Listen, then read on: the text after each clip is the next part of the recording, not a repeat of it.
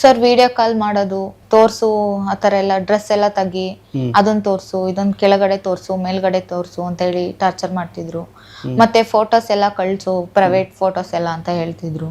ಕಳ್ಸಲ್ಲ ಅಂದ್ರೆ ಬ್ಲಾಕ್ ಮಾಡ್ತೀನಿ, ನಿಂಗೆ ಇನ್ಯಾವತ್ತೂ ಸಿಗೋದೇ ಇಲ್ಲ ನಾನು ಅನ್ನೋ ಥರ ನನಗೆ ತುಂಬಾ ಟಾರ್ಚರ್ ಕೊಟ್ಟಿದ್ದಾರೆ ಸರ್. ಅಲ್ಲ, ಅದನ್ನ ಟಾರ್ಚರ್ ಅಂತ ಯಾಕಂತೀರಿ? ಈಗ ಪ್ರೀತಿ ಪ್ರೇಮ ಅಂತ ನೀವು ಓಡಾಡ್ತಾ ಇದ್ದವ್ರಿಗೆ ಸೊ ಇಲ್ಲ ನನ್ನ ಹುಡುಗಿ ಅಂತ ಕೇಳಿದ್ದೀನಿ ನಾನು ಅಂತಾನೆ. ಸೊ ನಿಮ್ಗೆ ಅದನ್ನ ಸರ್ ಇವಾಗ ನಾನು ಇಷ್ಟೆಲ್ಲ ಆದ್ಮೇಲೆ ಮದ್ವೆ ಮಾಡ್ಕೊ ಅಂತ ಕೇಳಿದ್ದಕ್ಕೆ ಜಾತಿ ಅಡ್ಡ ಬರ್ತಿದೆ ಸರ್. ಮಲಕ್ಕೊಂಡಾಗ ಇರ್ಲಿಲ್ವಂತೆ ಸರ್ ಜಾತಿ, ಇವಾಗ ಬಂದಿದೆ ಅಂತ. ಅಂದ್ರೆ ಇದು ನಿಮ್ಗೆ ಫೋಟೋಸ್ ಕೇಳ್ತಾ ಇದ್ದಿತ್ತು ಎವ್ರಿ ಡೇ ಮಾಡೋಣ ಅಥವಾ? Every day sir. ಅವನು ಯಾವಾಗ್ಲೂ ಕುಡಿಯಕ್ ಹೋಗೋದು, ಬಾರಲ್ಲಿ ಕೂತ್ಕೊಳ್ಳೋದು, ಫೋನ್ ಮಾಡಿ ಎಲ್ಲಿದ್ದೀರಾ ಅಂದ್ರೆ ಬಾರಲ್ಲಿ ಇದೀನಿ, ದುಡ್ಡು ಹಾಕು ಕುಡಿಯಕ್ಕೆ ಅಂತೆಲ್ಲ ಕೇಳೋದು. ದುಡ್ಡಿಲ್ಲ ಅಂತ ಅಂದ್ರೆ ಸುಳ್ಳು ಹೇಳ್ತೀಯ ನನಗೆ ಗೊತ್ತು, ನಂಬರ್ ಬ್ಲಾಕ್ ಮಾಡ್ಲಾ ಅಂತ ಅಲ್ಲೂ ಬ್ಲಾಕ್ ಮೇಲ್ ಮಾಡೋರು ಸರ್.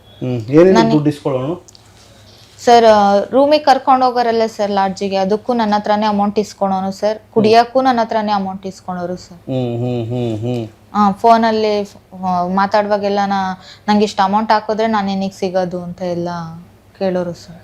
ಇಂಥ ಹುಡುಗನ್ನ ಯಾಕೆ ನೀನು ಸರ್ ಮುಂಚೆ ಪರಿಚಯ ಆದಾಗ ನನಗೆ ಈ ತರ ಅಂತ ಗೊತ್ತಿರ್ಲಿಲ್ಲ ಸರ್.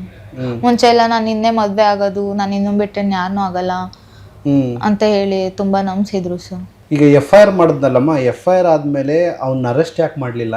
ಹೋಗಿ ಪೊಲೀಸ್ ಸ್ಟೇಷನ್ ಅಲ್ಲಿ ಕೇಳಿದ್ವಿ ಸರ್, ಸಿಕ್ಕಿದ್ರ ಏನಾದ್ರು ಮಾಹಿತಿ ಸಿಕ್ತಾ ಅಂತ. ಅವ್ರೇನು ಮಾತೇ ಆಡ್ಲಿಲ್ಲ ಸರ್, ಏನು ಹೇಳಲಿಲ್ಲ. ಇಲ್ಲಮ್ಮ ನಾವು ಹುಡುಕ್ತಾ ಇದೀವಿ ಅಷ್ಟೇ ಸರ್ ಹೇಳಿದ್ದವ್ರು. ಸೊ ಇವಾಗ ಅವ್ನ ಅರೆಸ್ಟ್ ಆಗಿದ್ನಾ? ಇಲ್ಲ ಸರ್, ಅರೆಸ್ಟ್ ಆಗಿರ್ಲಿಲ್ಲ ಸರ್, ಫೋನ್ ಸ್ವಿಚ್ ಆಫ್ ಆಗಿತ್ತು. ನೀವು ಕಂಪ್ಲೇಂಟ್ ಕೊಟ್ರಲ್ಲ, ಕಂಪ್ಲೇಂಟ್ ಕೊಟ್ಟಾದ್ಮೇಲೆ FIR ಆದ್ಮೇಲೆ ಏನಾಯ್ತಮ್ಮ?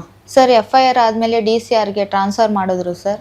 ಅಲ್ಲಿ ಯಾವುದೇ ತರ ಕ್ರಮ ಜರುಗಿಸಿಲ್ಲ, ಮತ್ತೆ ಚಾರ್ಜ್ ಶೀಟ್ ಸಬ್ಮಿಟ್ ಮಾಡಿಲ್ಲ 3 ತಿಂಗಳಾದ್ರೂ.